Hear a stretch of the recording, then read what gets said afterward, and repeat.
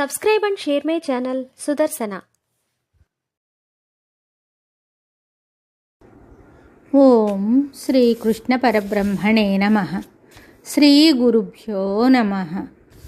శ్రీమద్ భగవద్గీత 18వ అధ్యాయము మోక్ష సన్యాస యోగము 35వ శ్లోకము. శ్రీ భగవాన్ ఉవాచ యయా స్వప్నం భయం శోకం విషాదం మదమేవ చ న విముంచతి దుర్మేధా ధృతిః సా పార్థతామసి. యయా స్వప్నం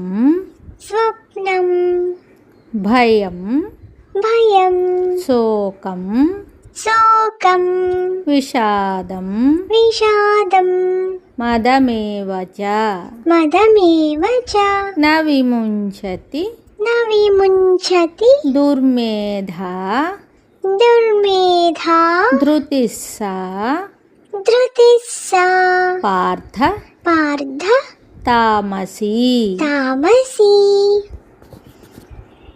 యయా స్వప్నం భయం శోకం విషాదం మదమేవ చ న విముంచతి దుర్మేధా ధృతిః సా పార్థతామసి. ఈ శ్లోకమునకు భావము భగవానుడు చెప్తున్నాడు. ఓ అర్జున, ఏ బుద్ధి చేత దుర్బుద్ధియగు మనుజుడు నిద్రను, భయమును, దుఃఖమును, సంతాపమును, మదమును విడువక ఉండునో అట్టి ధైర్యము తామసమైనది. ధైర్యము గొప్ప సుగుణమే, కానీ అది చెడ్డ విషయములందు వినియోగింపబడినప్పుడు నిష్ఫలమైపోతుంది. తమోగుణయుతుడు ఒకానొక ధైర్యం అవలంబించి తన అతి నిద్రను, భయమును, దుఃఖమును, దిగులును, మదమును వదలకయే ఉండును. ధైర్యమును గొప్ప సుగుణము. అట్టి నిద్రాభయాది నికృష్ట వస్తు సంపాదనమున వినియోగింపబడుటచే నిరర్థకమైపోయింది.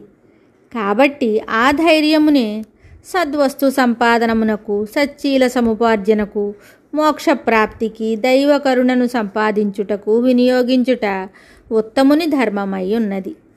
వాల్మీకి అపార ధైర్యము, పట్టుదల ఉంది. కానీ మొట్టమొదట ఆ ధైర్యమును, పట్టుదలను దుర్వృత్తులందు, పరమహింసా కార్యములందు ఉపయోగించి విఫలుడయ్యాడు.